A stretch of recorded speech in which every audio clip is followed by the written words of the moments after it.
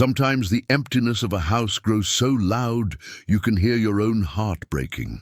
Marla Jenkins knew this feeling well as she sat in her kitchen watching her 12-year-old Labrador, Jasper, struggle with a wound that wouldn't heal.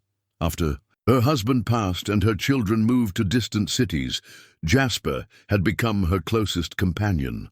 When she finally took him to the vet, neither of them expected to find a rusted dog tag buried deep in the infected wound. The name on that weathered tag belonged to a dog that had disappeared from her childhood 50 years ago. How did this relic from her past end up in her beloved Jasper's back? Before we jump back in, tell us where you're tuning in from, and if this story touches you, make sure you're subscribed, because tomorrow I've saved something extra special for you. The morning light filtered through the lace curtains of Marla Jenkins' kitchen window, casting familiar shadows across the worn linoleum floor. At 68, she had grown accustomed to the rhythm of solitary mornings, the soft whistle of the kettle, the gentle thud of Jasper's tail against the cabinet as he waited for his breakfast, the distant sound of cars heading to work while she remained in her sanctuary of retirement. Millbrook had been her home for over 4 decades,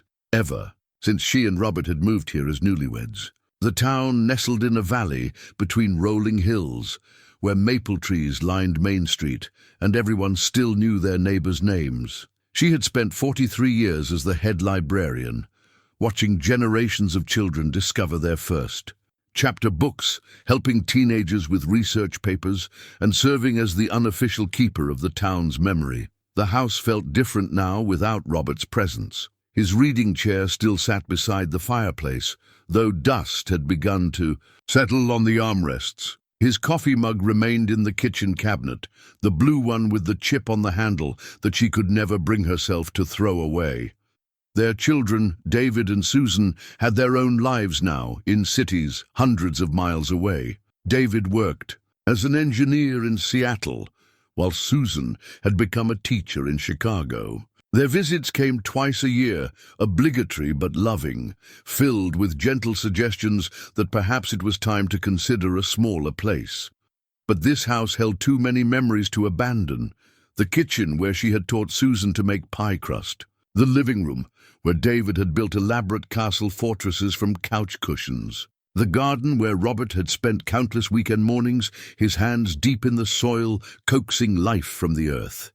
Jasper had arrived 6 years ago, a rescue dog with graying fur and patient eyes. He had belonged to Mrs. Morrison down the street, who moved to an assisted living facility and couldn't take him along. The dog had adapted to Marla's quiet routines with remarkable ease, as if he understood that they were both learning to navigate life with a different kind of companionship. Dr. Sarah Chen had been caring for Jasper since Marla first brought him home.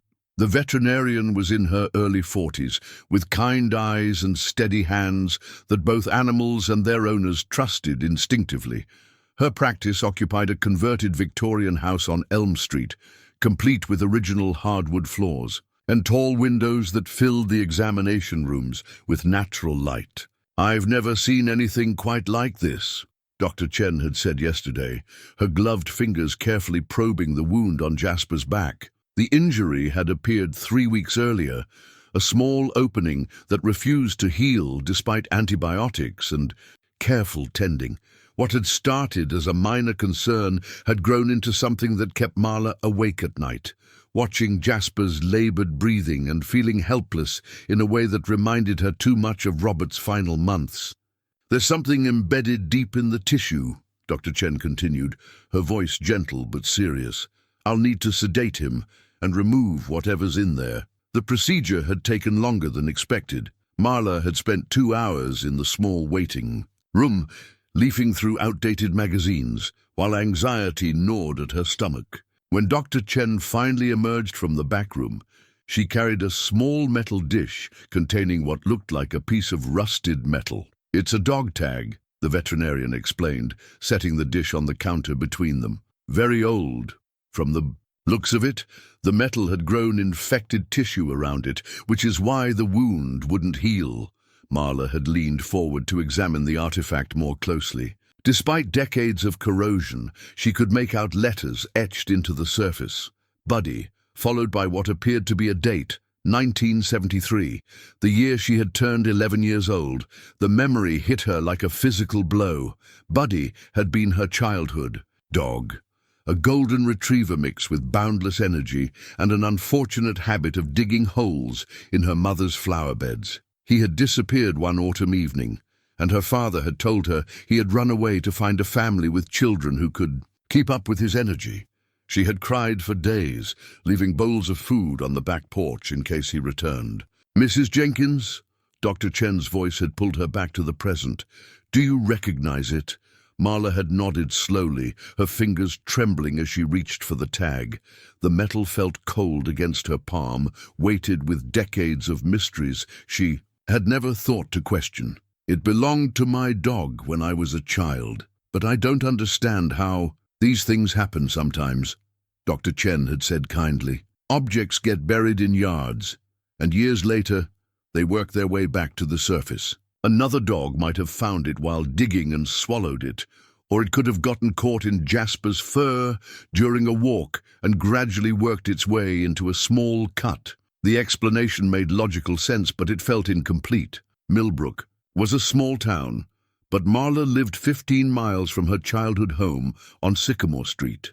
The house where she had grown up had been sold decades ago when her parents moved to Florida for her father's health. How had Buddy's tag traveled so far, and why now? That evening, Marla had called her neighbor, Mrs. Eleanor Hartwell, a woman in her 80s who had lived in Millbrook longer than anyone else, still breathing. Eleanor possessed the kind of memory that served as the town's unofficial historical archive, filled with stories about families and feuds and forgotten scandals. "Eleanor, do you remember the Jenkins family on Sycamore Street?" Marla had asked, after the usual pleasantries about weather and garden vegetables. "Of course, dear. Your father was quite the character, always working on some project or another in that basement of his. Your mother used to joke that she never saw him during the winter months." This detail struck Marla as odd. She remembered her father as a quiet man who worked as an electrician and spent his evenings reading the newspaper or listening to radio programs. She had no recollection of him having any particular hobbies or spending unusual amounts of time in the basement. "What kind of projects?" she had pressed. Eleanor's voice had grown thoughtful. "Oh, I probably shouldn't gossip about people who can't defend themselves, but there were always strange noises coming from that house late at night. Machinery sounds, like someone was building something, and he had visitors at odd hours, men I didn't recognize from town." After hanging up the phone, Marla had made herself a cup of chamomile tea and settled into Robert's old chair with Jasper curled at her feet, his wound now properly bandaged and healing. The dog tag sat on the side table beside her, catching occasional glints from the table lamp. She picked it up again, running her thumb over the worn surface, trying to remember details about Buddy's disappearance that her adult mind might have overlooked as a child. Her father had been different after Buddy vanished, more distant, quicker to anger, and strangely insistent that she never mention the dog's name again. When she had asked if they could get another pet, he had refused with an abruptness that seemed excessive, even for a man who claimed to dislike animals. The house on Sycamore Street had been sold quickly after her mother's funeral 8 years ago. Marla had returned only once to collect personal items and had been surprised by how small everything seemed. The basement door, which she remembered as forbidding and always kept locked, looked ordinary in daylight. She had assumed her father used the space for storage, though she had never actually seen him go down there. Among the items she had brought home was her father's military footlocker, a heavy wooden chest bound with metal strips and secured with a padlock she had never found the key for. It sat in her own basement now, untouched and gathering dust. At the time, she had told herself she would eventually find a way to open it, perhaps discover old photographs or letters that might help her understand the man who had remained largely mysterious even to his own daughter. Now holding Buddy's tag, she wondered if the answers she needed might be waiting in that locked chest. Her father had served in Vietnam, though he rarely spoke about his military service. Like many men of his generation, he seemed to prefer leaving that part of his life unexamined. But Eleanor's comments about late-night projects and unfamiliar visitors suggested there might have been aspects of his personality that her childhood perspective had been too limited to recognize. The next morning brought rain, steady and soaking, the kind that settled in for hours and made the world feel hushed and contemplative. Marla stood at her kitchen window, watching water cascade from the gutters, while Jasper slept peacefully on his bed near the radiator. The antibiotics were working, and his appetite had returned with encouraging vigor. She made her decision while scrambling eggs for breakfast. Whatever secrets might be locked in her father's chest, she had waited long enough to discover them. At 68, she had learned that time had a way of making cowards of people who postponed difficult conversations or avoided uncomfortable truths. Robert's sudden heart attack had taught her that some opportunities for understanding never came again. The basement stairs creaked under her feet, a sound that had become as familiar as breathing over the years she had lived in this house. The footlocker sat in the far corner, partially hidden behind boxes of Christmas decorations and Robert's old fishing equipment. In daylight, filtering through the high windows, it looked less imposing than she remembered, though the padlock remained stubbornly secure. She had tried various keys over the years, including the contents of her father's key ring, but none had worked. Today, however, she felt determined to solve this particular puzzle. If the lock wouldn't yield to keys, perhaps other methods might prove more successful.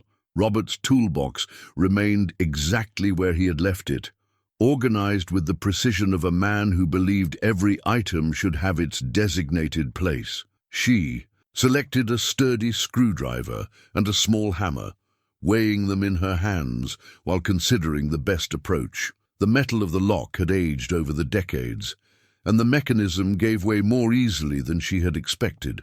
3 careful strikes, and the shackle separated from the body with a satisfying click that echoed in the quiet basement. Inside the footlocker, beneath a musty smell of old fabric and metal, lay the artifacts of a life she was only beginning to understand.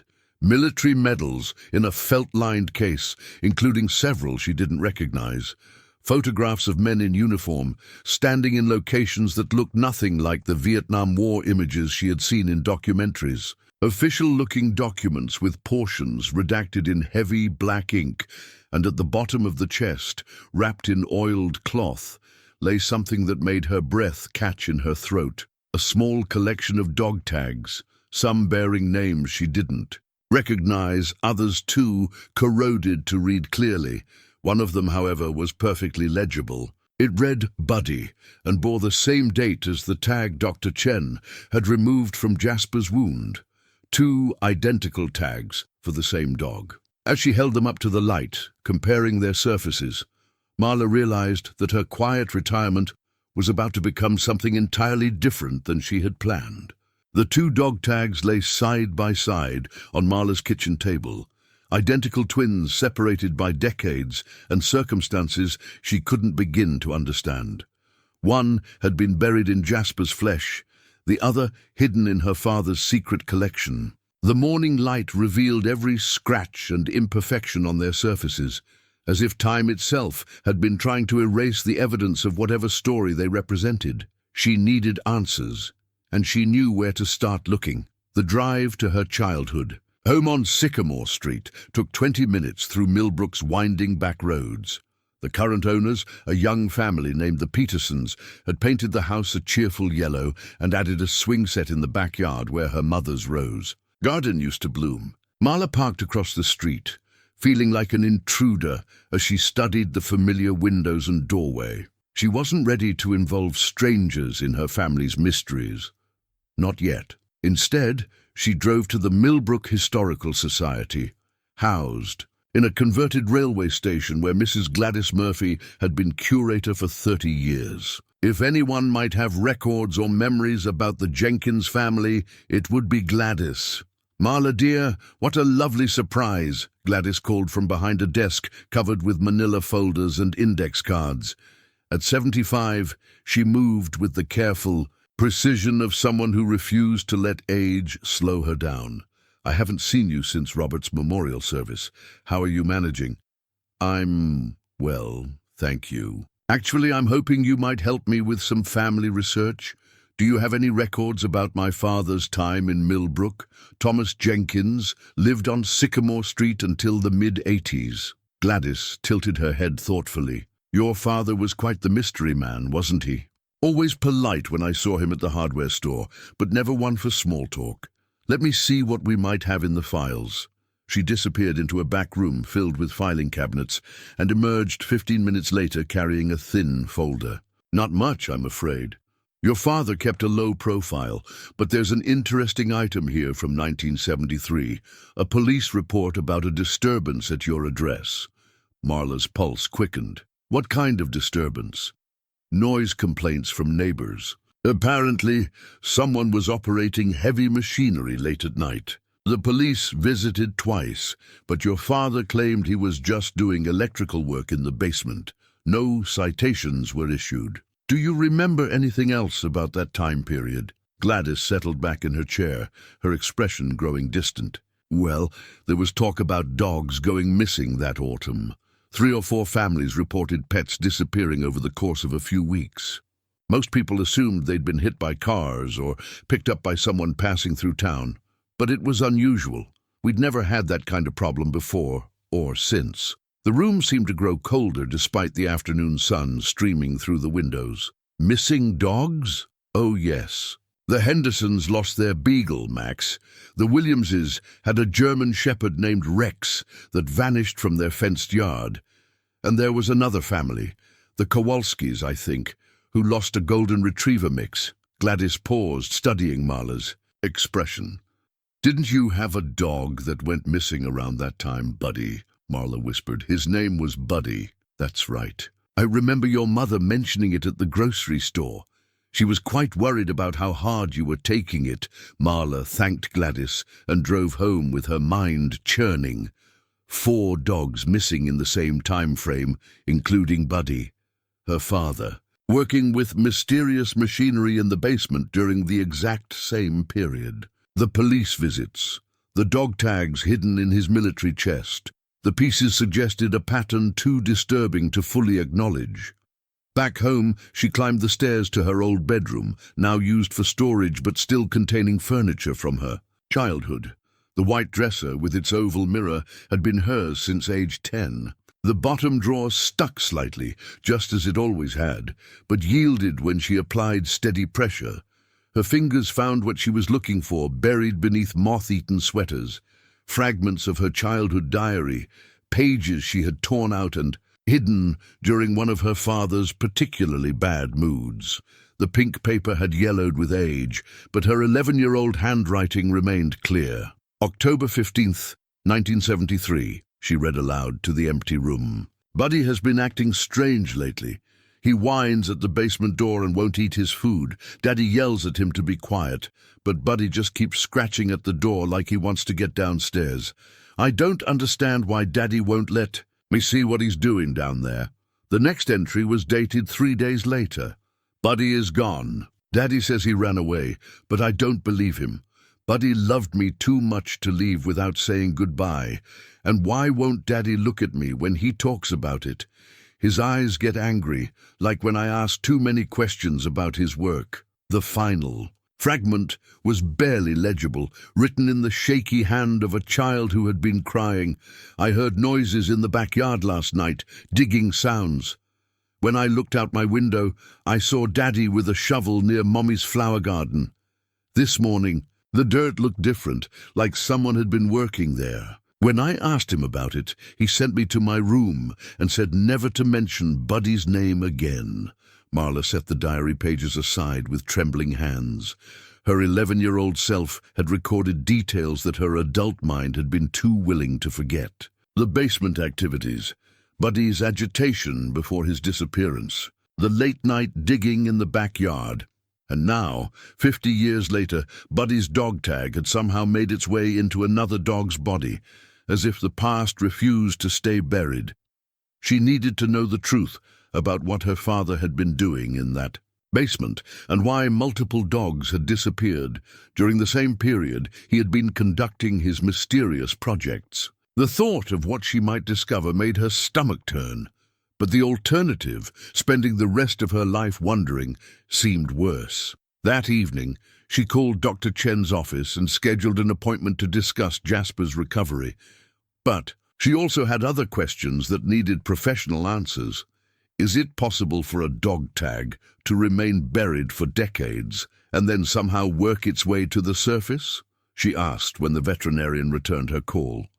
Certainly, Dr. Chen replied. Soil shifts over time, especially during heavy rains or freeze-thaw cycles. Objects can migrate considerable distances underground. Why do you ask? The tag you found in Jasper, I think I know where it came from originally. There may have been some kind of burial in my childhood backyard. Dr. Chen's voice grew more serious. Mrs. Jenkins, if you're suggesting what I think you are, this might be a matter for law enforcement rather than veterinary medicine. I'm not sure what I'm suggesting yet, but I need to find out what really happened to my dog 50 years ago. And I suspect the answer involves more than just one missing pet. After ending the call, Marla sat in Robert's chair with Jasper's warm weight across her feet. The dog had recovered well from his surgery, but the mystery surrounding his injury had opened doors she couldn't close again. Her father had died 3 years ago, taking his secrets with him to the grave. But the evidence he had left behind was beginning to paint a picture she wasn't sure she was prepared to see. Tomorrow, she would return to Sycamore Street and ask the Petersons if she could examine their backyard. She would contact the families who had lost dogs in 1973 and see what memories might have survived 5 decades. She would follow the trail her 11-year-old diary had preserved, no matter how dark the path might become. The quiet retirement she had planned was over.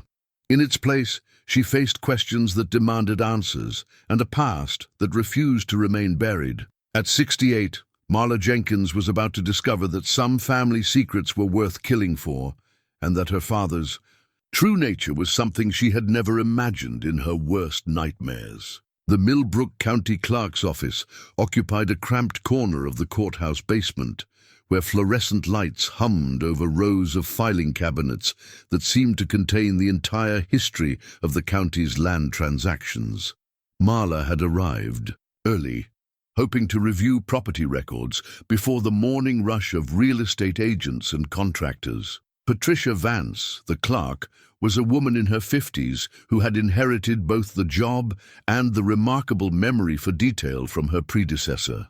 She emerged from the maze of files, carrying a thick folder marked Jenkins, Sycamore Street, and set it on the counter with a decisive thud. "Haven't seen anyone ask about this property in years," Patricia said, opening the folder to reveal decades of documents. "Your father bought it in 1968, sold it in 1984. Pretty straightforward transaction history, except for one thing." She pulled out a survey map dated 1972, its edges yellowed and slightly torn. "This is interesting. Your father commissioned a complete property survey just 1 year before all those pet disappearances Gladys mentioned. Look at these markings." Marla leaned closer to examine the map. The survey showed precise measurements of the lot boundaries, but scattered across the backyard were small X marks in red ink, each accompanied by numbers she couldn't interpret. The marks didn't correspond to any structures or landscaping features. She remembered from her childhood. "What do these numbers mean?" she asked, pointing to the annotations. "Depth measurements," Patricia replied. "Someone was mapping the subsurface composition of your backyard. Unusual for a residential property unless you're planning major construction or have concerns about soil stability. Was any construction permit filed for that time period?" Patricia flipped through several pages before shaking her head.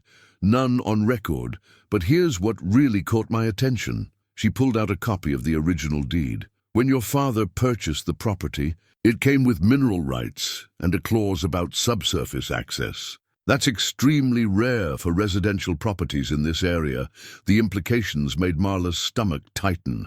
Her father hadn't just been interested in the house, he had specifically wanted control over what lay beneath the ground. The survey map, with its careful measurements and depth notations, suggested he had been planning something that required precise knowledge of the soil conditions. "May I get copies of these documents?" Marla asked. "Of course. Though I should mention, someone else requested information about this property about 6 months ago. A man who said he was conducting historical research for a book about the area. Did he leave a name?" Patricia consulted her logbook. James Whitmore left a Chicago address. Said he was particularly interested in properties that had been owned by Vietnam veterans during the 1970s. Another piece of the puzzle, though Marla wasn't sure where it fit. She thanked Patricia, collected the copies, and drove to her next destination, the current owners of her childhood home. Jennifer Peterson entered the door with paint-stained hands and a warm smile. She was in her 30s, with the kind of energy that came from chasing 2 young children and renovating an old house simultaneously. Her husband, Mark, worked from home as a freelance graphic designer, she explained, while leading Marla through rooms that looked nothing like the space of her memories. "We've done extensive work on the house," Jennifer said as they walked toward the kitchen. "New plumbing, updated electrical, refinished all the hardwood floors. But we haven't touched the basement much. Mark uses it for storage and his exercise equipment. I was wondering if I might look at the backyard," Marla said carefully. "I'm researching some family history, and I thought there might be features from when I lived here that could help with my project." Jennifer's expression grew curious but accommodating. "Of course. Fair warning, though. We've made a lot of changes out there, too. The previous owners had let it get pretty overgrown." The backyard bore little resemblance to the space where Marla had played as a child.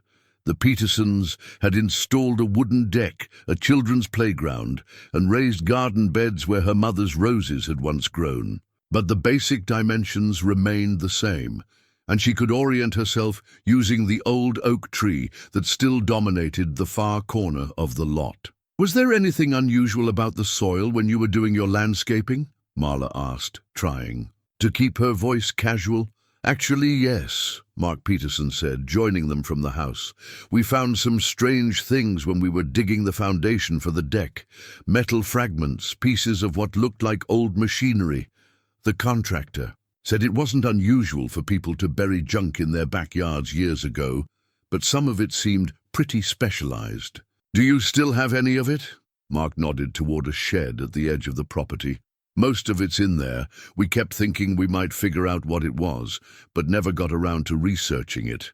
Inside the shed, among lawn mowers and garden tools, sat several plastic containers filled with corroded metal objects. Marla recognized some of the pieces immediately, components that might have belonged to an industrial-grade grinder or shredder.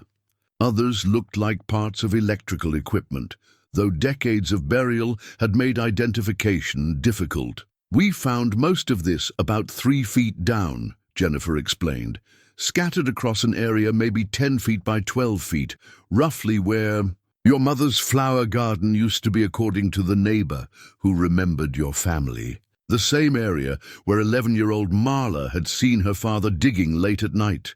The same spot where Buddy and possibly other dogs had been buried. The machinery components suggested something far more sinister than a simple pet cemetery. Would it be possible for me to contact the contractor who did your excavation work?" Marla asked. "I'd like to know if he noticed anything else unusual about the soil composition." "Sure," Mark replied, though his expression suggested he was beginning to wonder about Marla's true motives. "His name is Bill Crawford. He's worked on several houses in the neighborhood." That afternoon, Marla met with Bill Crawford at a coffee shop near the courthouse. He was a man in his 60s with calloused hands and the weathered face of someone who had spent his career working outdoors. When she explained her interest in the Sycamore Street property, His expression grew thoughtful. "That was an interesting job," he said, stirring sugar into his coffee. "The soil had definitely been disturbed years ago. You could see the layering where someone had done extensive digging and backfilling. But what struck me as odd was how carefully it had been done." "What do you mean?" "Most people who bury trash just dig a hole and dump everything in. But this looked like someone had taken time to organize the burial site. Different materials at different depths, some areas sealed with plastic sheeting, almost like they were trying to prevent contamination or contain something."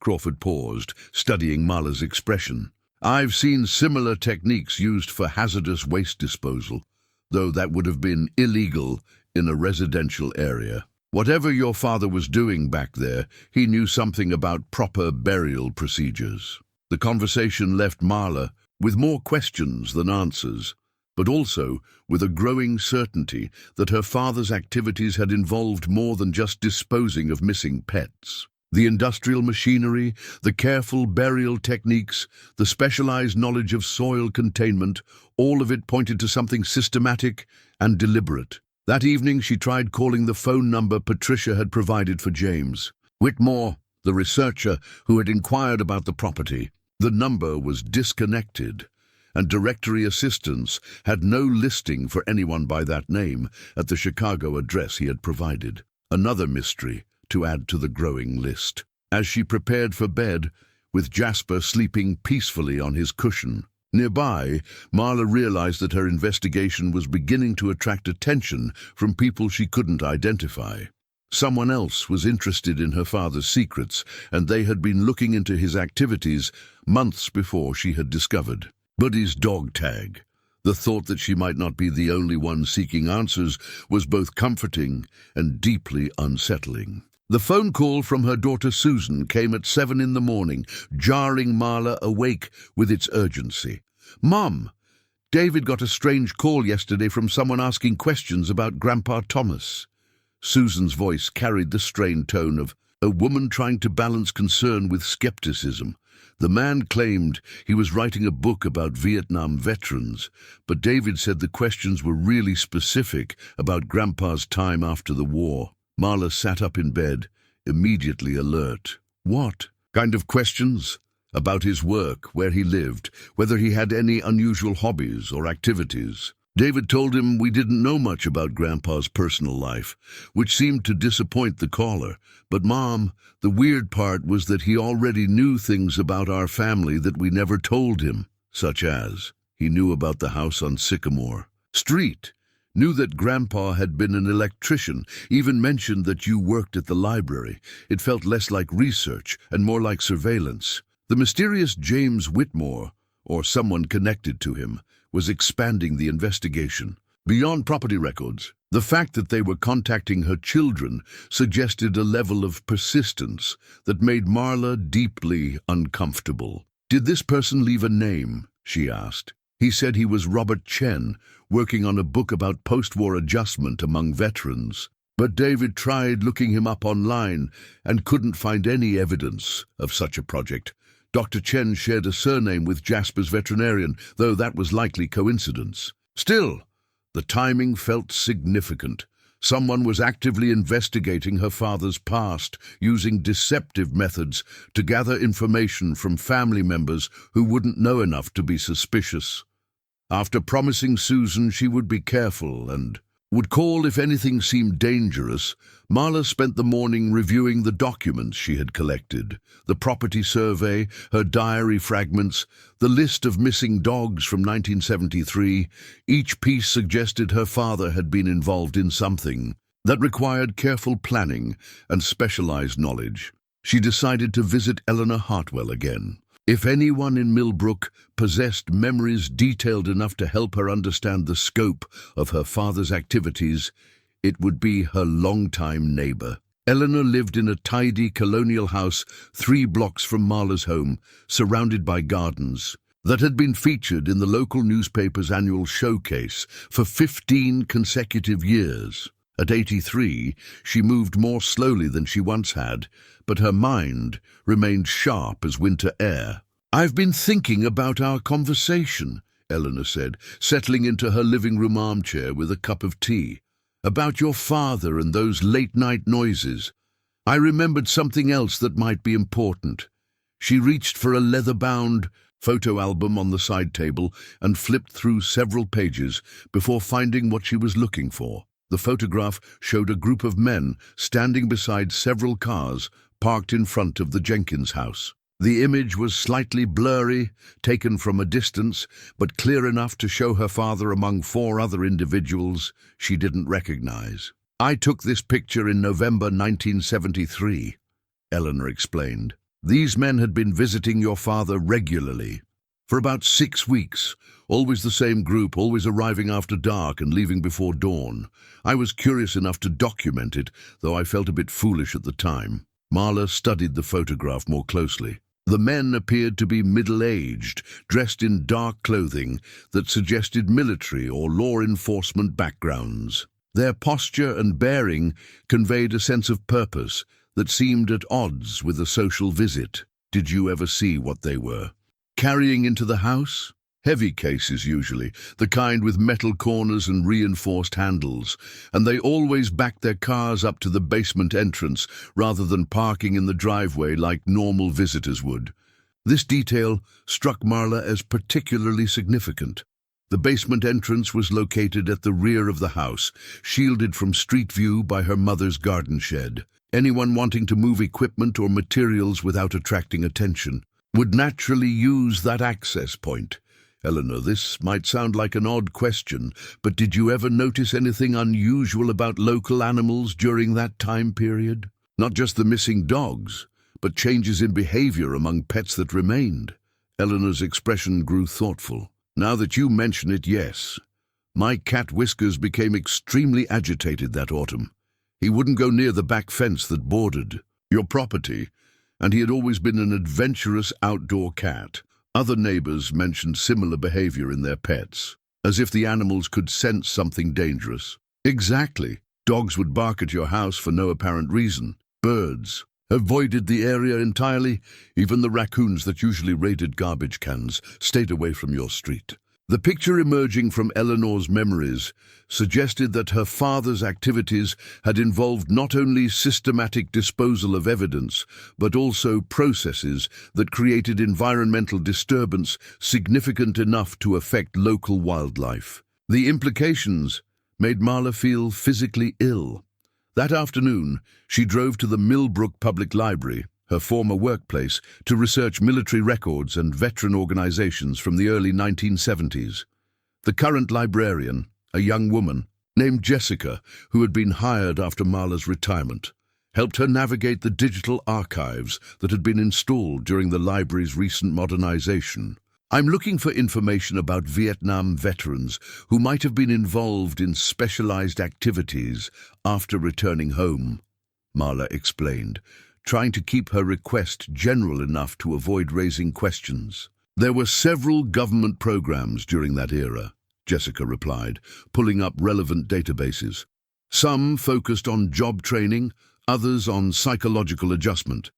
But there were also classified programs that weren't publicly acknowledged. Until decades later, the search results revealed disturbing information about covert operations involving veterans who possessed particular skills or security clearances. Some programs had involved disposal of classified materials or equipment that couldn't be processed through normal military channels. Others had focused on domestic surveillance or counterintelligence activities. One document, partially declassified, in 1995, described a program called Operation Groundskeeper that had employed former military personnel to handle sensitive waste disposal in civilian areas. The program had operated between 1971 and 1976, using veterans with technical expertise to eliminate evidence of various government activities. The time frame aligned perfectly with her father's mysterious basement projects and the disappearance of local pets. If Thomas Jenkins had been involved in disposing of classified materials or covering up government operations, it would explain the specialized equipment, the careful burial techniques, and the need for absolute secrecy. It would, Also explain why someone was now investigating his activities 50 years later. If her father had been involved in illegal disposal operations, there might be evidence buried in that backyard that could still pose risks to people who had authorized or participated in those activities. As she drove home through the quiet streets of Millbrook, Marla realized that her investigation had evolved beyond personal curiosity about a missing childhood pet. She was uncovering evidence of government operations that had used her family's property as a disposal site. Operations that had cost the lives of innocent animals and possibly posed environmental hazards to the entire neighborhood. The question now was whether the people responsible for those operations would allow her to continue seeking the truth, or whether her investigation posed enough of a threat to warrant more direct intervention. The mysterious phone calls to her children suggested that someone was already taking steps to monitor her activities. How long before monitoring escalated to something more dangerous? The letter arrived on a Tuesday morning, slipped through Marla's mail slot while she was in the garden with Jasper. The envelope bore no return address, only her name, written in block letters that suggested deliberate anonymity. Inside, a single sheet of paper contained a message that made her hands tremble as she read. Mrs. Jenkins, some family secrets are better left buried. Your father understood this. We hope you will show the same wisdom.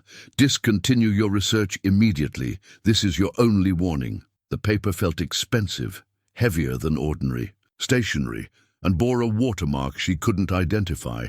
Someone had taken considerable care to ensure the message would be taken seriously while providing no traceable information about its origin. Marla carried the letter into her house and placed it on the kitchen table beside the other evidence she had gathered. The anonymous threat confirmed what she had begun to suspect.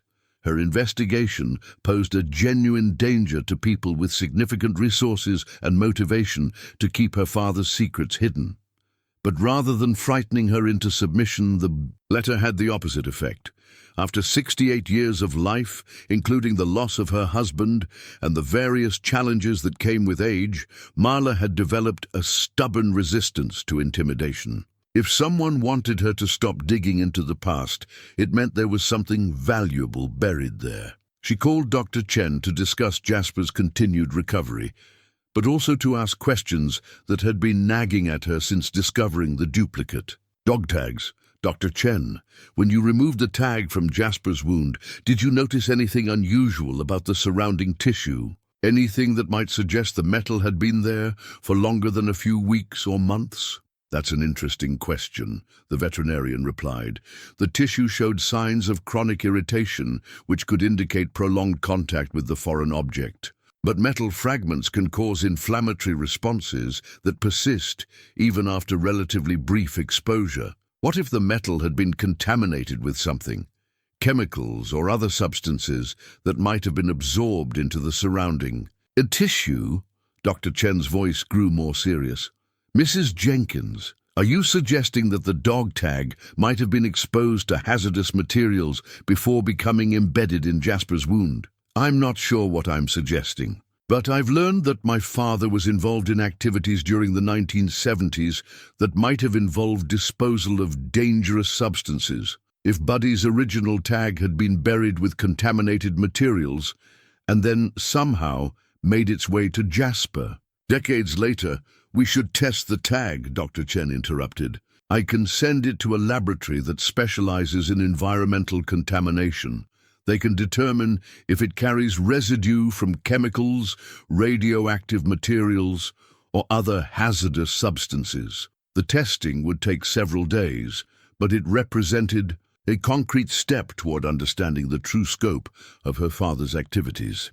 If the dog tag showed evidence of contamination, it would confirm that Thomas Jenkins hadn't simply been disposing of missing pets. He had been handling materials dangerous enough to leave traces 50 years later. That afternoon, Marla received an unexpected visitor. A woman in her 50s knocked on the front door, introducing herself as Margaret Henderson, daughter of the family who had lost their beagle Max in 1973. I heard through the local gossip network that you've been asking questions about the missing. Oh, dogs from that autumn, Margaret said, settling into Marla's living room with a cup of coffee. I thought you might be interested in something I found when we cleaned out my parents' house after my father passed. She pulled a manila envelope from her purse and extracted a collection of photographs and documents. My father kept detailed records of Max's disappearance, including photos of where we found traces of him.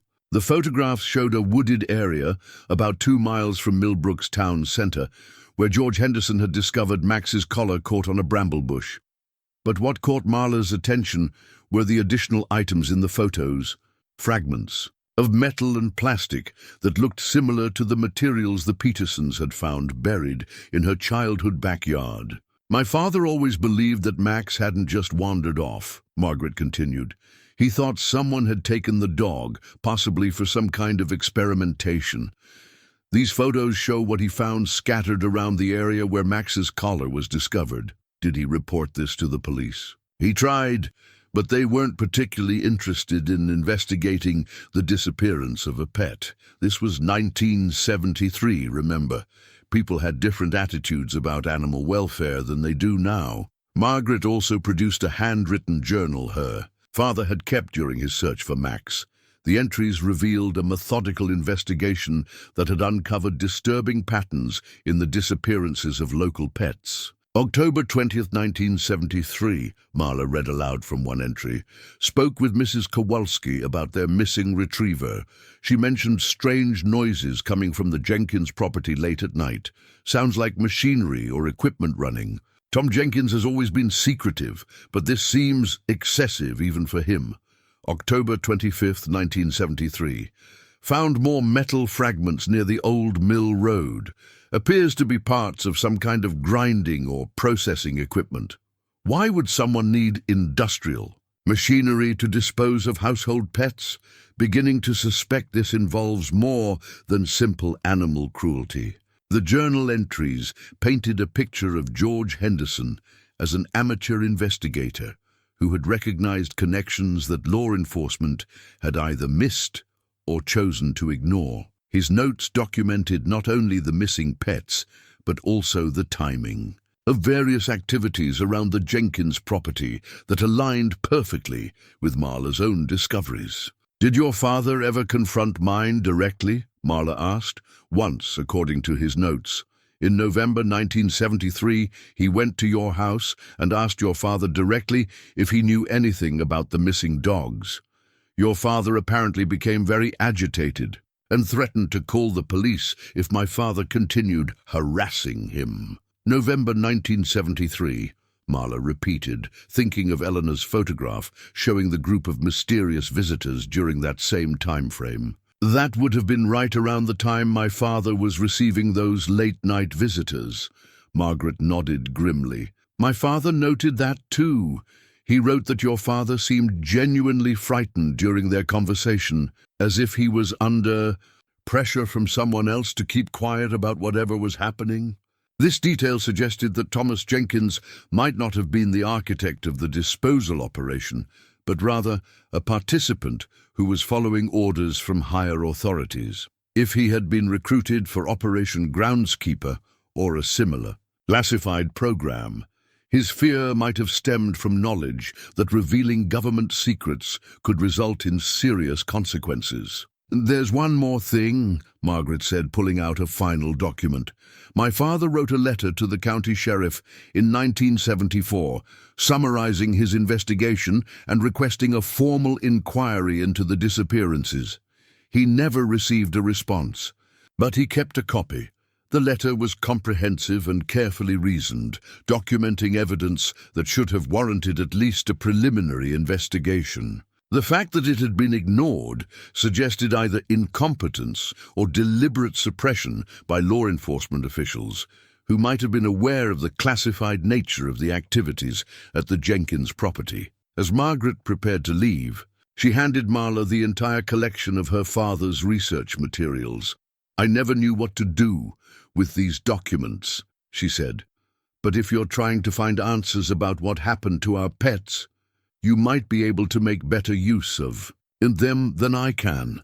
That evening, Marla spread George Henderson's investigation materials across her dining room table alongside her own evidence. The combined documentation revealed a pattern of systematic animal disposal that had involved specialized equipment, careful site preparation, and coordination with outside parties who possessed both resources and motivation to keep their activities secret.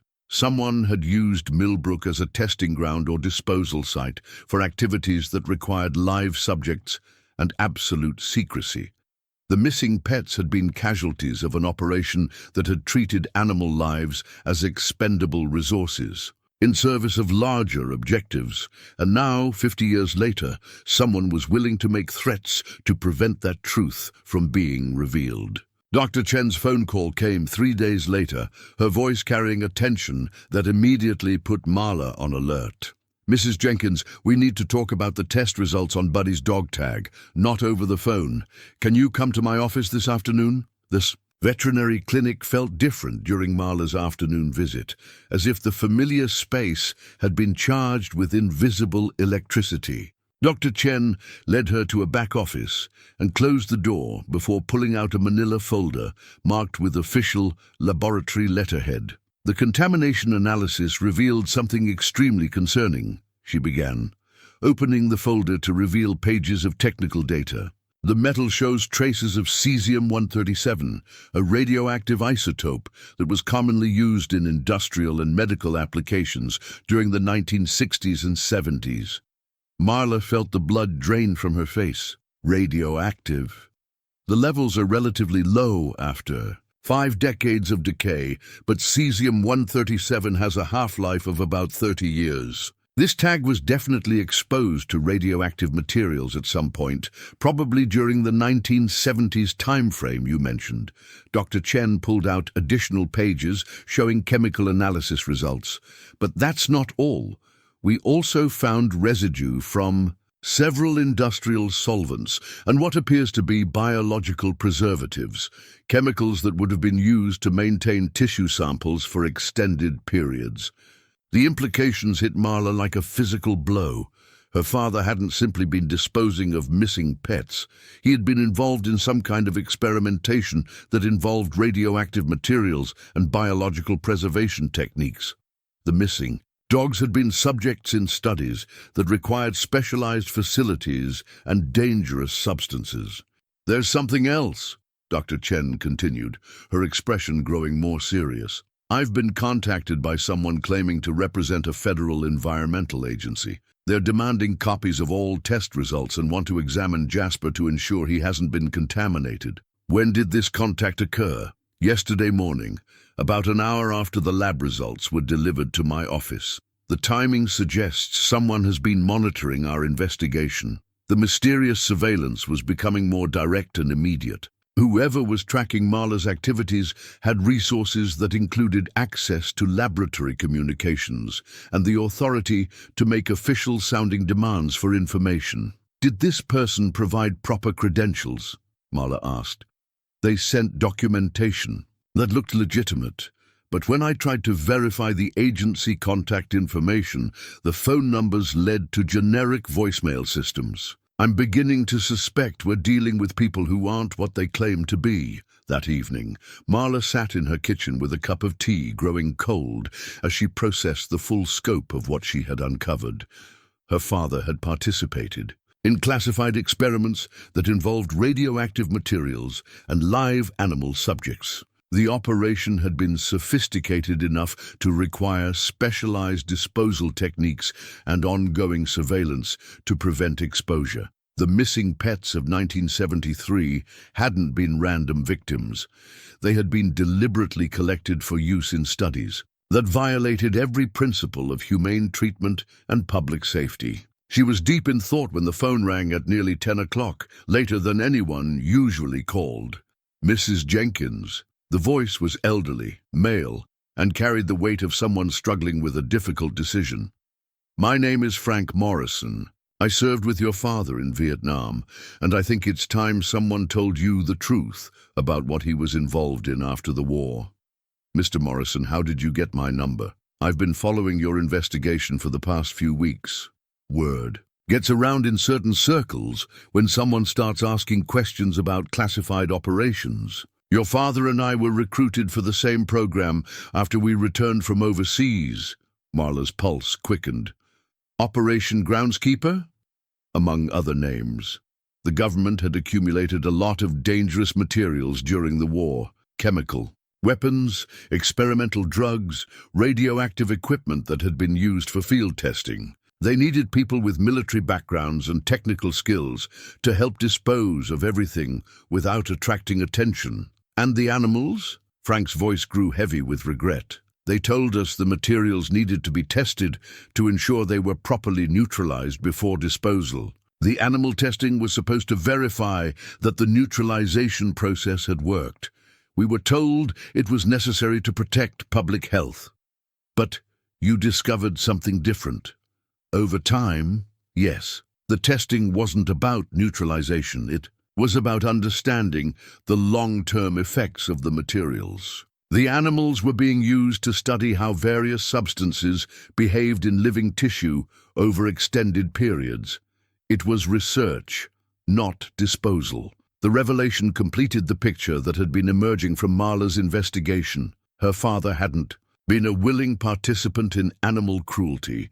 He had been deceived into believing he was protecting the community while actually conducting illegal experimentation for government researchers. "Why are you telling me this now?" she asked. Because Tom never got over what he learned about the true nature of the program. He tried to quit in 1974, but they made it clear that wasn't an option. The stress of keeping those secrets contributed to his health problems later in life. He didn't deserve to carry that burden alone.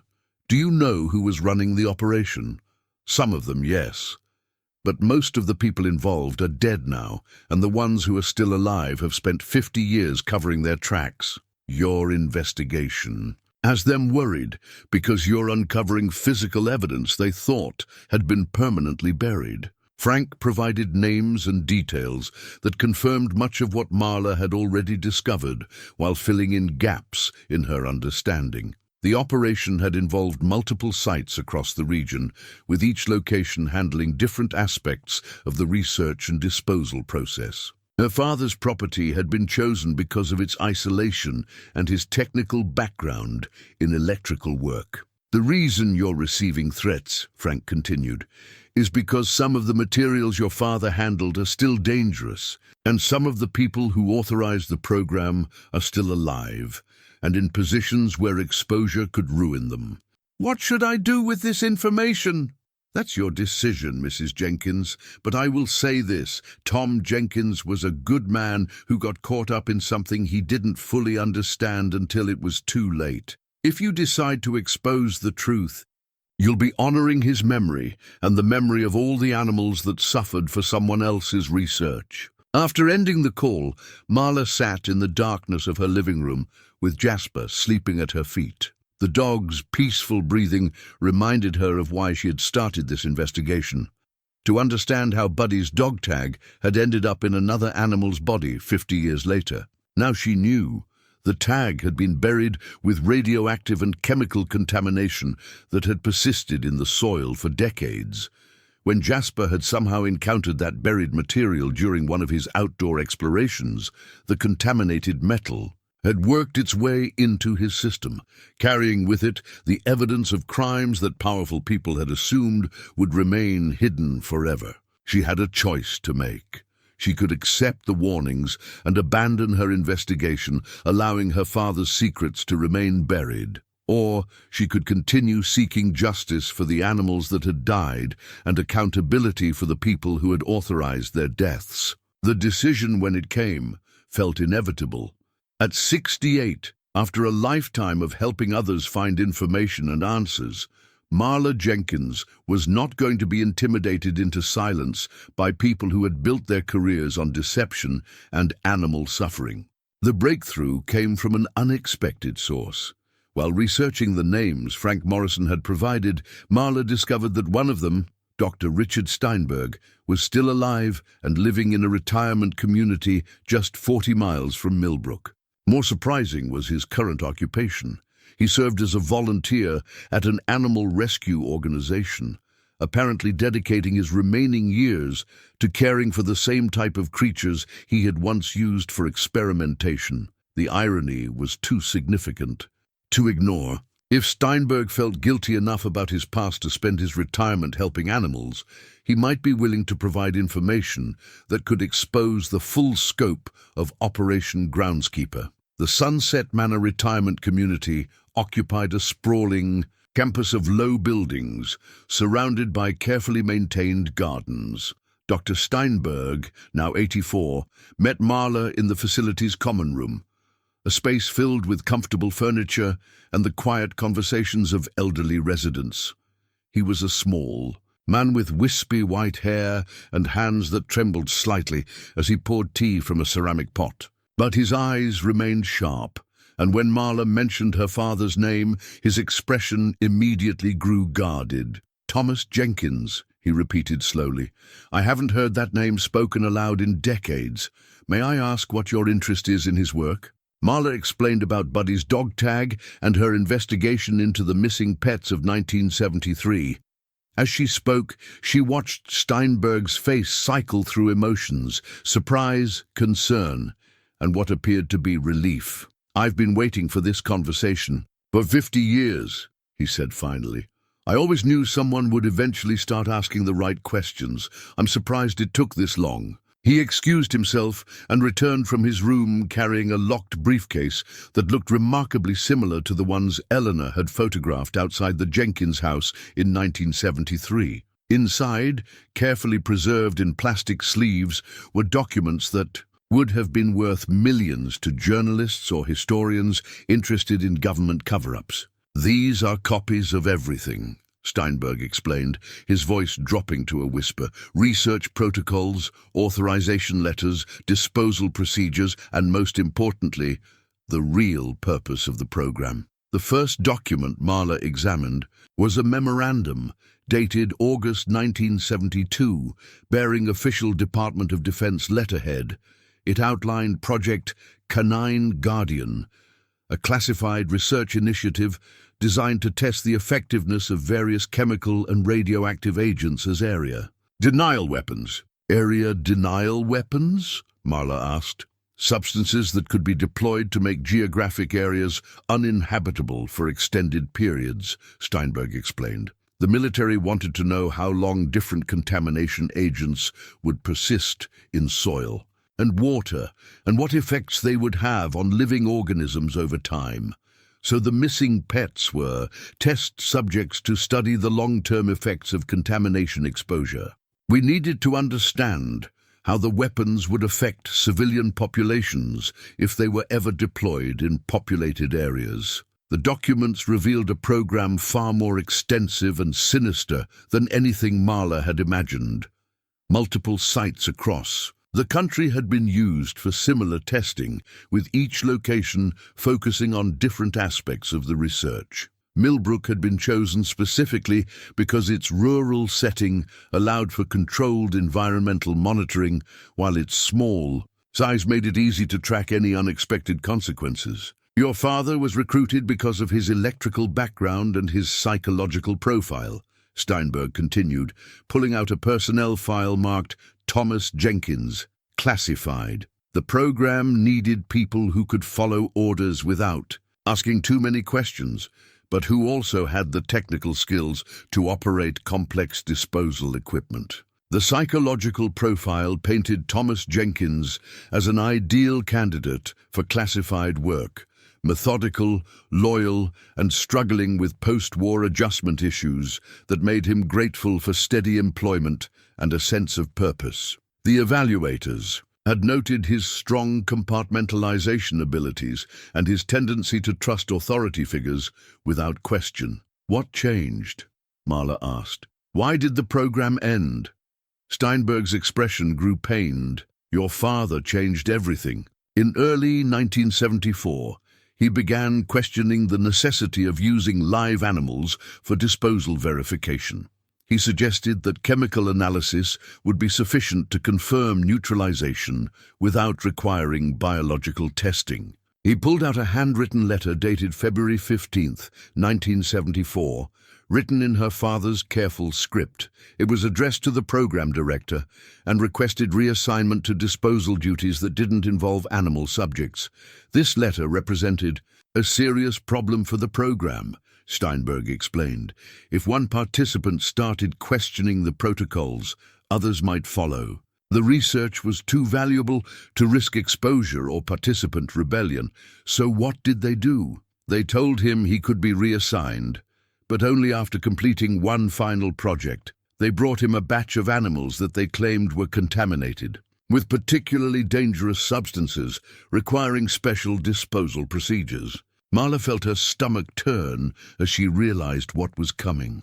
The missing pets. Your father thought he was safely disposing of animals that had already been exposed to lethal contamination during accidental laboratory incidents.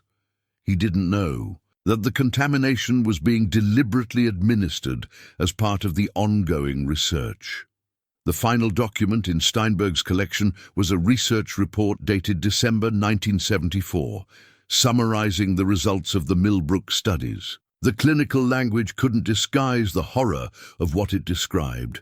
Detailed observations of contamination effects on domestic animals over periods ranging from days to months, including behavioral changes, tissue degradation, and eventual death. Buddy and the other missing pets had been systematically poisoned with radioactive and chemical agents, while researchers documented their suffering for scientific purposes. Her father had unknowingly participated in their murders while believing he was protecting the community from dangerous materials. Dr. Steinberg, Marla said, struggling to keep her voice steady, why are you showing me this information?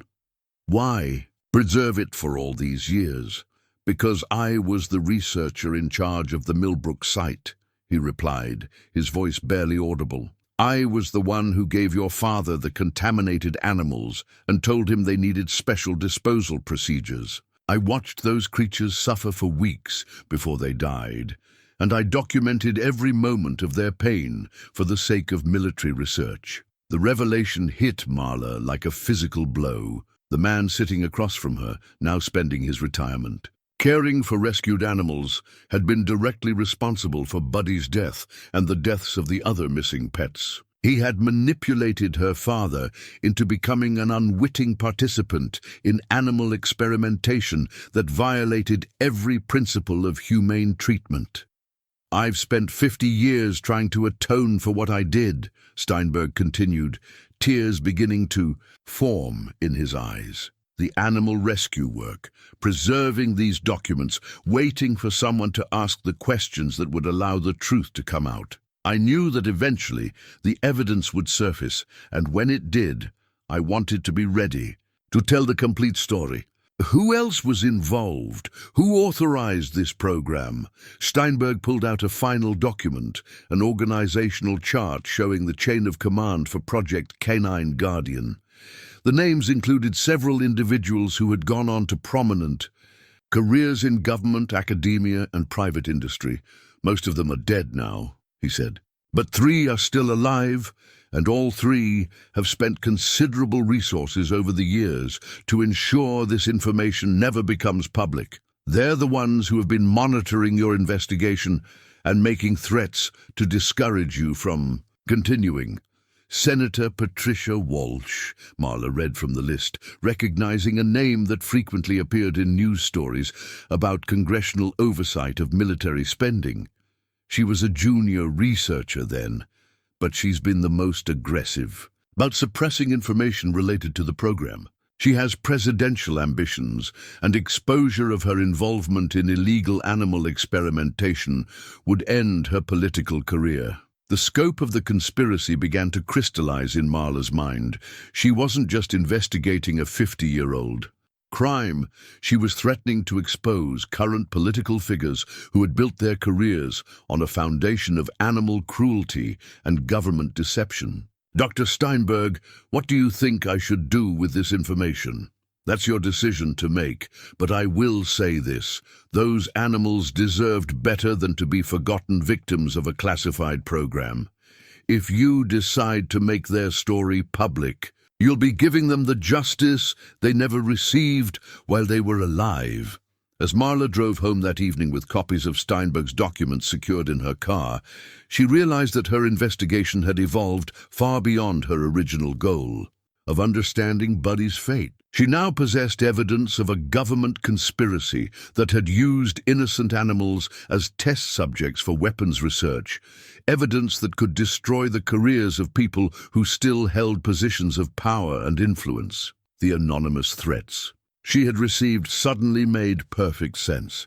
She wasn't just digging up old family secrets, she was threatening to expose living politicians who had participated in illegal animal experimentation and had spent decades covering up their involvement. The question now was whether she had the courage to face the consequences of revealing the truth. The decision of what to do with Dr. Steinberg's documents consumed Marla's thoughts for 3 sleepless nights. She had spread the evidence across her dining room table: photographs, laboratory reports, authorization letters, and the damning organizational chart that connected current political figures to 50-year-old animal experimentation. Each document represented not just historical truth, but potential dynamite that could destroy careers and possibly put her own life in danger. On Thursday morning, she made her choice. She would not let Buddy and the other animals remain forgotten victims of a classified program. But she also understood that releasing this information required careful planning and protection against the powerful people who had spent decades keeping it secret. Her first call was to David in Seattle. As an engineer, he understood the importance of systematic documentation and backup procedures. More importantly, as her son, he deserved to know that his grandfather had been an unwitting victim rather than a willing participant in animal cruelty. "Mom, what you're describing sounds extremely dangerous," David said, after she had explained the situation. "These aren't just historical documents. They're evidence of crimes involving people who still have significant political power, which is exactly why they can't remain hidden," Marla replied. "If I don't act on this information, who will? Dr. Steinberg is 84 years old. Frank Morrison is probably not much younger. The other witnesses are either dead or too frightened to speak out. I might be the last person with access to the complete evidence." David was quiet for a long moment. "Okay, but we need to do this intelligently. You need multiple copies of everything stored in different locations, and you need to contact journalists who have experience with government cover-up stories. This isn't something you can handle alone." That afternoon, Marla drove to 3 different cities, making complete copies of Dr. Steinberg's documents at various print shops and storing them in safety deposit boxes she opened under Susan's name. She also scanned everything and uploaded the files to cloud storage accounts that David helped her establish. Her next step was contacting Margaret Chen, an investigative journalist for the Washington Herald, whom she had found through an internet search for reporters who specialized in exposing government corruption. Chen had won awards for her coverage of military contractor fraud and had a reputation for protecting sources while pursuing stories that other journalists avoided.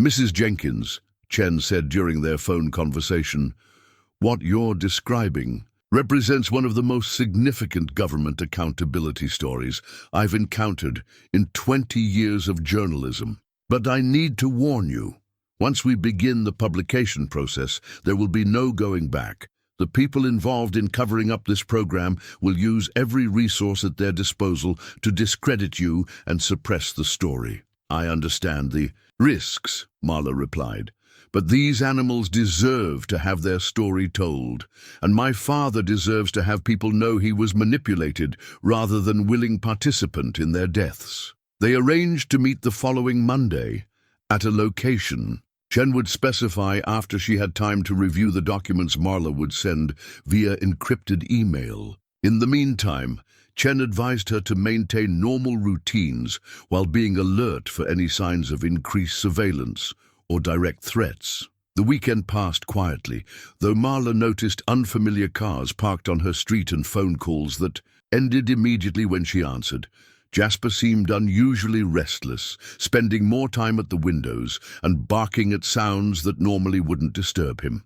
On Sunday evening, Eleanor Hartwell called with disturbing news.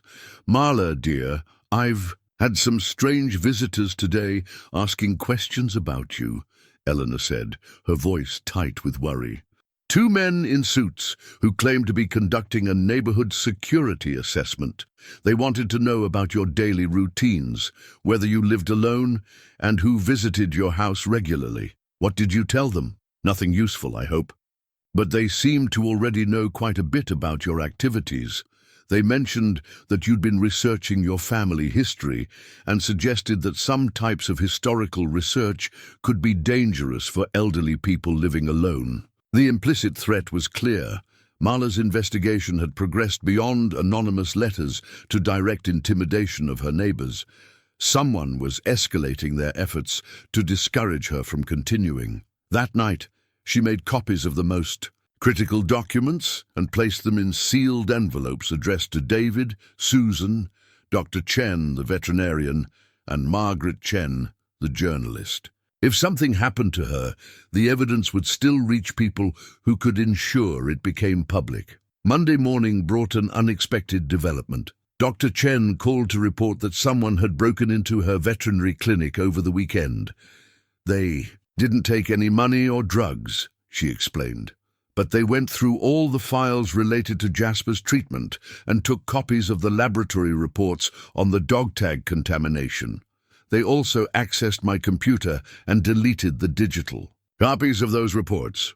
Were you able to recover the deleted files?" "Fortunately, yes. My computer automatically backs up to a cloud server, so I still have copies of everything. But the break-in confirms that someone is taking significant risks to suppress information related to your investigation." The timing suggested that Marla's adversaries were preparing for her meeting with Margaret Chen by eliminating corroborating evidence that might support her claims. They apparently didn't know about Dr. Steinberg's documents, which meant she still possessed the most damaging evidence. On Monday afternoon, she drove to the designated meeting location, a small cafe in a town 30 miles from Millbrook that Chen had chosen because it offered multiple exit routes and minimal surveillance opportunities. The journalist was already seated in a corner booth when Marla arrived. A woman in her 40s with graying hair and the alert expression of someone accustomed to looking for danger in routine situations. "I've reviewed the documents you sent," Chen said after they had ordered coffee.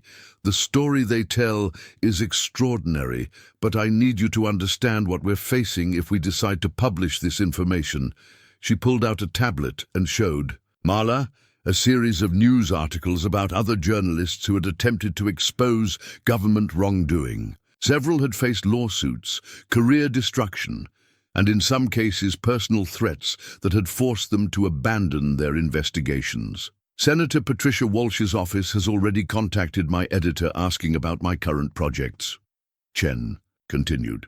"That suggests they're monitoring communications related to this story and are prepared to use political pressure to prevent publication. What would it take to move forward? Independent verification of key facts, additional sources who can confirm the timeline and participants, and legal protection against the inevitable attempts to suppress the story through court orders or government classification claims." Chen had already begun working on these requirements. She had contacted military records experts who could authenticate the documents Dr. Steinberg had provided. She had also reached out to other journalists who had investigated similar programs and might have sources willing to provide corroborating information. "There's one more thing we need to consider," Chen said, leaning forward conspiratorially: the timing of publication. Senator Walsh is currently being considered for a cabinet position in the next administration. If we publish this story before those nomination hearings, it could have maximum impact on holding her accountable for her role in the program. The prospect of influencing a cabinet nomination added another dimension to Marla's decision. She wasn't just seeking justice for long-dead animals. She was potentially preventing someone who had participated in illegal animal experimentation from achieving higher office. "How long do we have?" Marla asked. "The nomination hearings are scheduled for next month. If we're going to publish, we need to have everything verified and ready within 3 weeks. 3 weeks to finalize the most important decision of Marla's retirement years. 3 weeks to transform her quiet investigation into her childhood pet's disappearance into a national political scandal. 3 weeks to honor the memory of Buddy and the other animals who had died as unwitting test subjects in a classified weapons program. That evening, as she sat in Robert's old chair with Jasper sleeping at her feet, Marla reflected on how dramatically her life had changed since Dr. Chen first removed that rusted dog tag from her companion's infected wound. What had begun as concern for a beloved pet's mysterious injury had evolved into an investigation that threatened to expose government officials at the highest levels of power. She thought about her father, who had carried the burden of terrible secrets for the last 30 years of his life.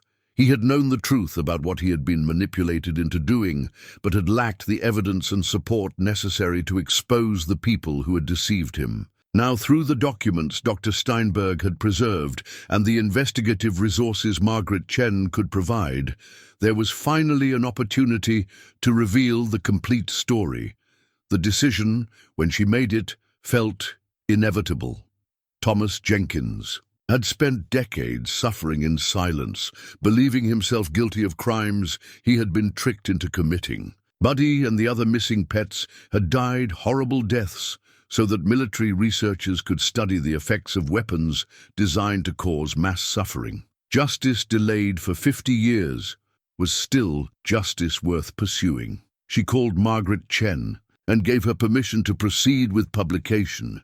Whatever consequences followed, Marla Jenkins was ready to face them in service of a truth that had remained buried far too long. The confrontation came sooner than Marla had expected.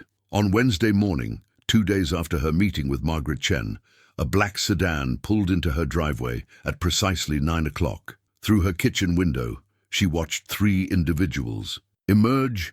2 men in dark suits and a woman whose posture suggested authority and impatience. The doorbell rang with the persistence of people accustomed to having their summons answered immediately. When Marla opened the door, the woman stepped forward with the confident bearing of someone used to intimidating others into compliance. "Mrs. Jenkins, I'm Deputy Director Catherine Walsh from the Department of Homeland Security," she said, displaying credentials that appeared official, but which Marla couldn't verify. "We need to discuss your recent activities regarding classified government materials." The surname wasn't coincidental.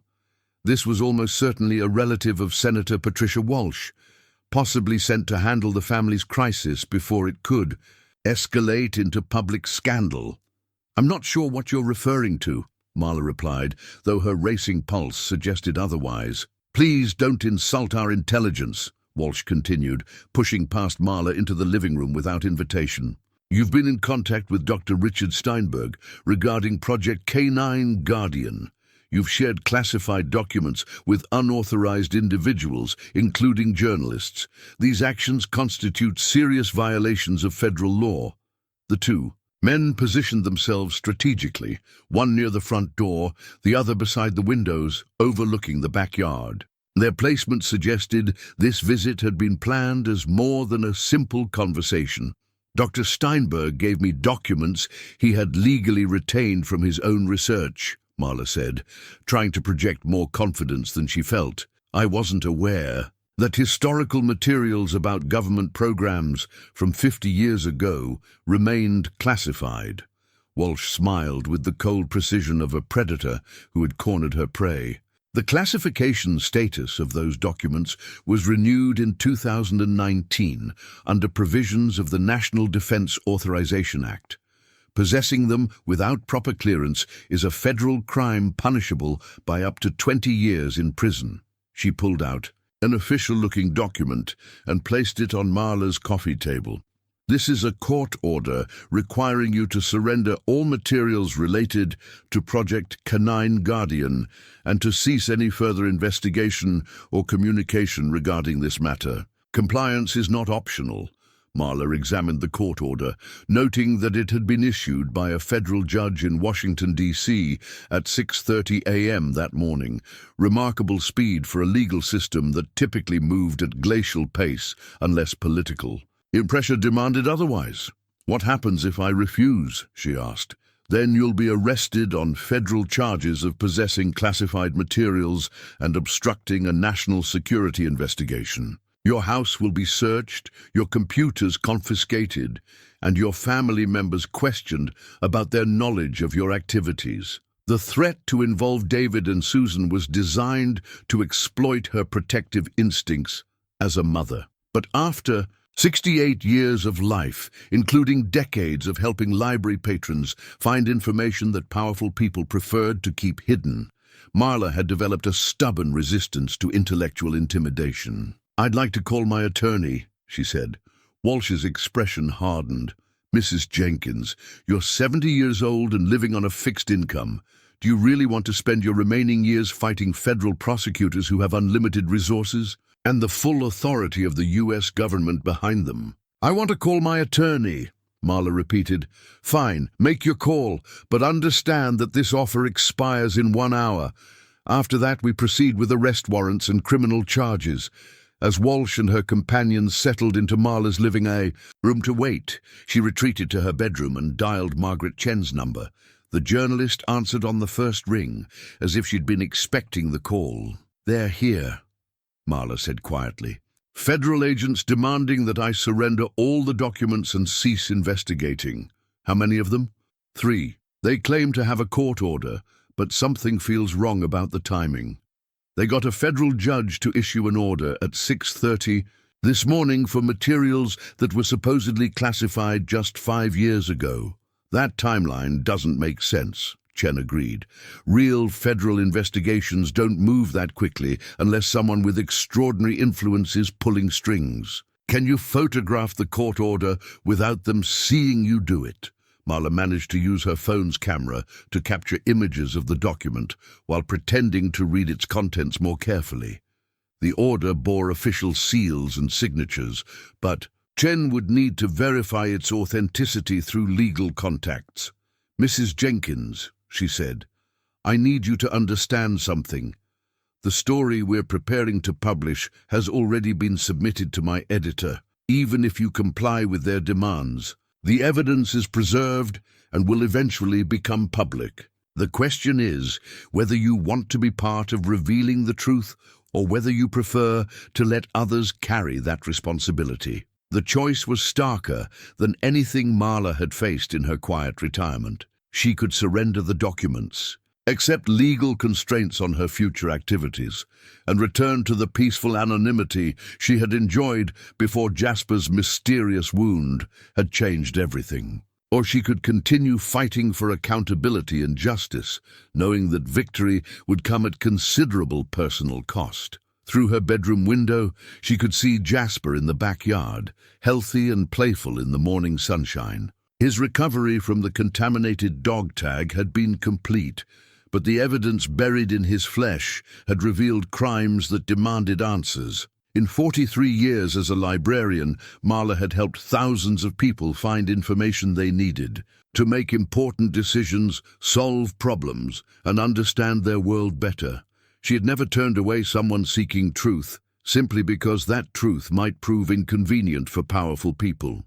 She wasn't about to start now. Marla returned to her living room with the quiet determination of someone who had made an irreversible decision. Deputy Director Walsh sat in Robert's old chair, a violation that felt more personal than any legal threat she had issued. "Have you reached a decision, Mrs. Jenkins?" Walsh asked, glancing at her watch with theatrical impatience. "I've decided to exercise my constitutional rights," Marla replied. I'm not surrendering any documents without proper legal representation, and I'm not accepting the legitimacy of a court order issued under suspicious circumstances. Walsh's composure cracked slightly. Mrs. Jenkins, you're making a serious mistake. The people behind this investigation have resources you can't imagine. They can destroy your reputation, bankrupt you with legal fees, and ensure that your family faces consequences for your stubborn refusal to cooperate. Then I suppose they'll have to try, Marla said, settling into her own chair across from the uninvited guest. Because I'm not going to help cover up crimes that cost innocent animals their lives and destroyed my father's peace of mind for 30 years. One of Walsh's companions stepped forward, his hand moving toward his jacket in a gesture clearly intended to intimidate. But before he could complete whatever action he was contemplating, the sound of car doors slamming in the driveway interrupted the tense confrontation. Through the front window, Marla could see Margaret Chen approaching the house, accompanied by two other individuals, a man carrying a professional camera and a woman with recording equipment. The cavalry had arrived. "Mrs. Jenkins," Chen called through the door. "This is Margaret Chen with the Washington Herald. We're here for our scheduled interview about Project Canine Guardian and your family's involvement in exposing government animal experimentation programs." Walsh's face went pale as she realized that Marla's story was about to become very public very quickly. The presence of journalists with recording equipment meant that any further intimidation attempts would be documented and potentially broadcast to a national audience. "You called the media," Walsh said, her voice tight with barely controlled fury. "I called people whose job it is to inform the public about government activities conducted in their name," Marla corrected.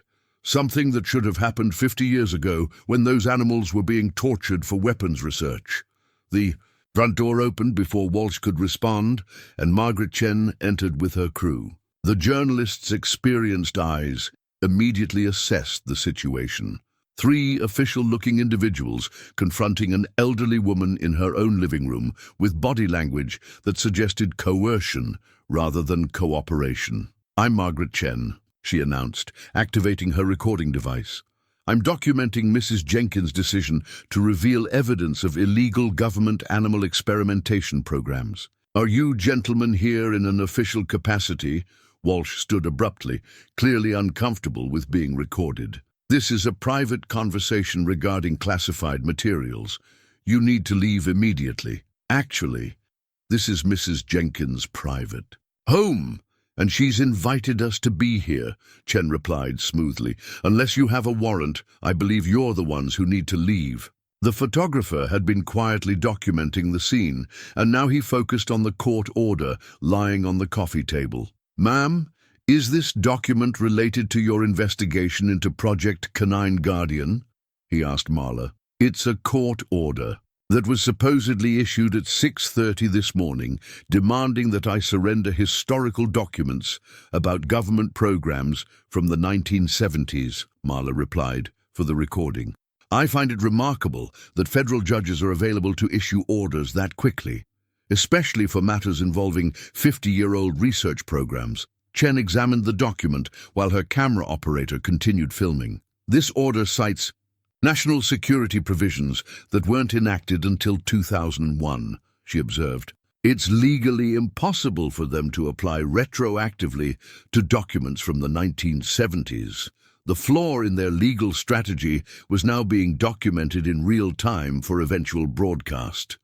Walsh realized that her intimidation tactics had backfired spectacularly, transforming a private confrontation into a public exposure of government overreach. "This interview is over," Walsh declared, signaling to her companions. "Mrs. Jenkins, you haven't heard the last of this matter." "I hope not," Marla replied.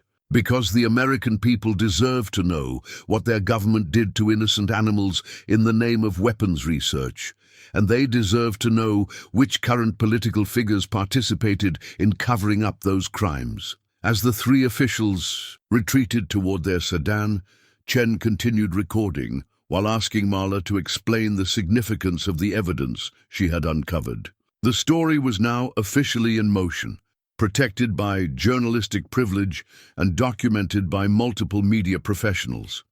"Mrs. Jenkins," Chen said after the federal agents had driven away, "what you've just done took remarkable courage. By standing up to that intimidation, you've ensured that this story will receive the attention it deserves." "I did what my father couldn't do when he was alive," Marla replied.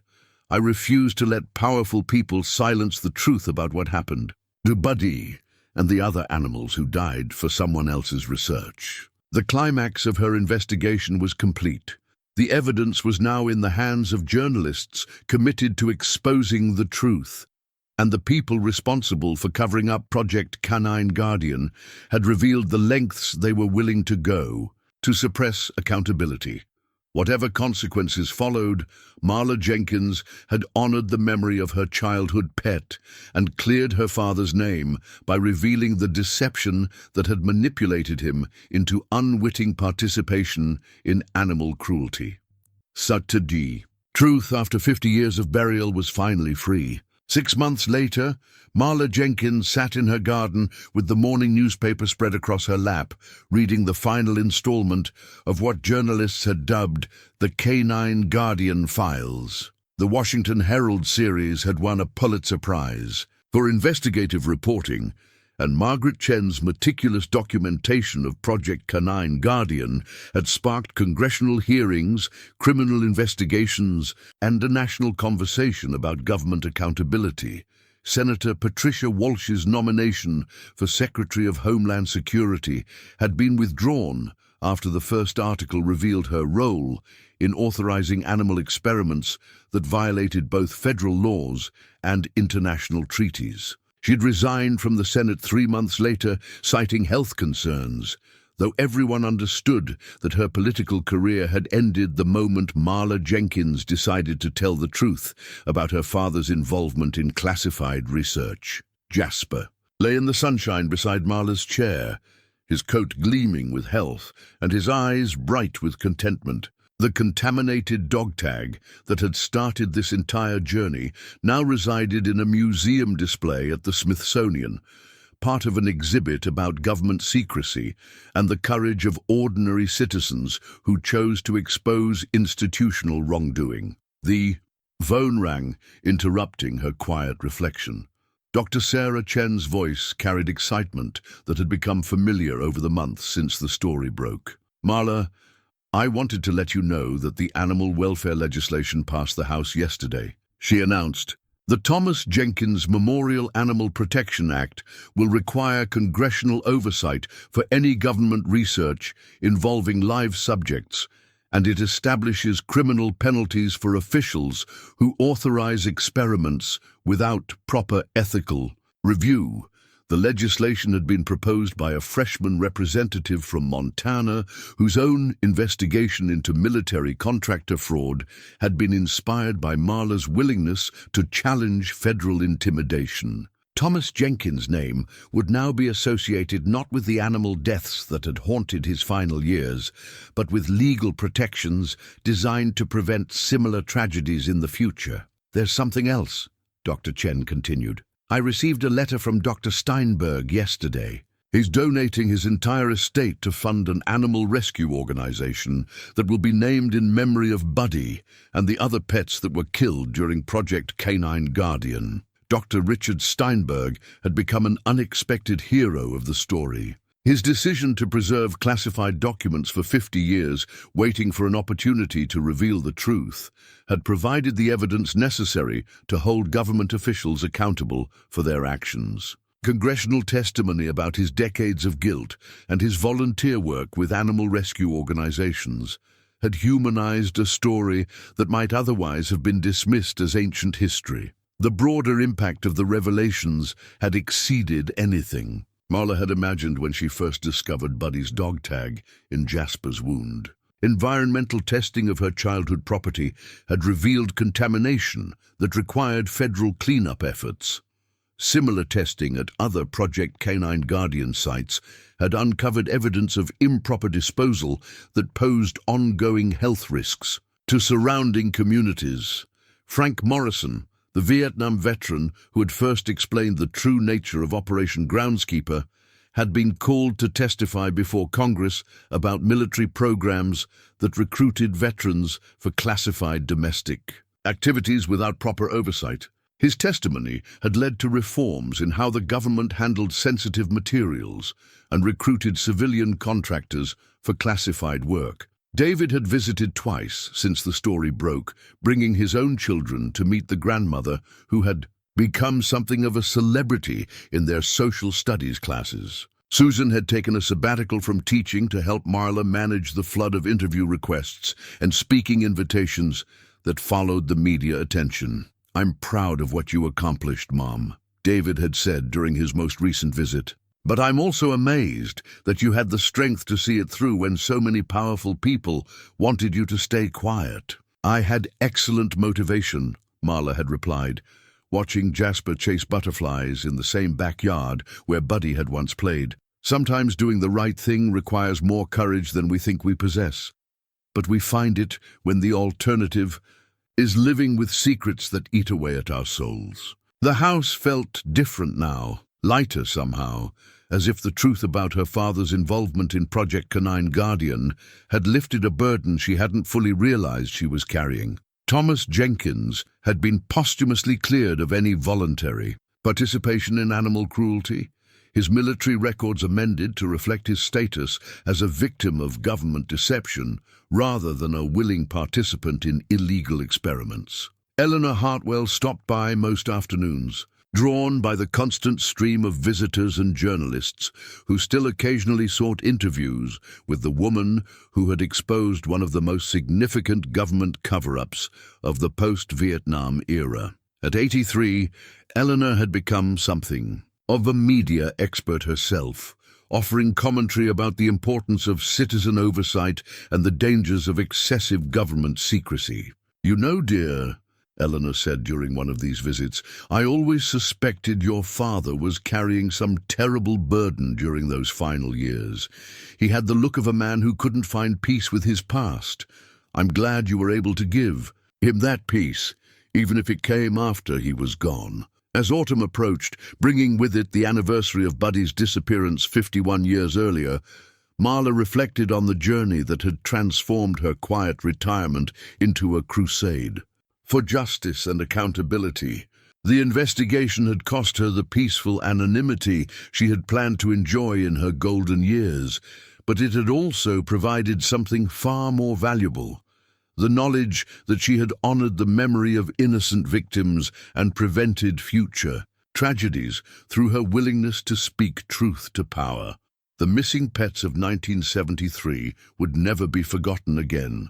Their story had become part of the historical record, their deaths transformed from meaningless tragedies into catalysts for reform and accountability. Buddy's rusted dog tag, which had seemed like such a small and mysterious artifact when Dr. Chen first removed it from Jasper's wound, had unlocked secrets that changed how the American people understood their government's capacity for deception and the importance of citizen vigilance in protecting democratic values. At 69, Marla Jenkins had learned that it was never too late to seek justice, never too late to tell the truth, and never too late to transform personal loss into public good. Some family secrets were indeed worth digging up, especially when they revealed crimes that demanded accountability and healing that had been 50 years overdue.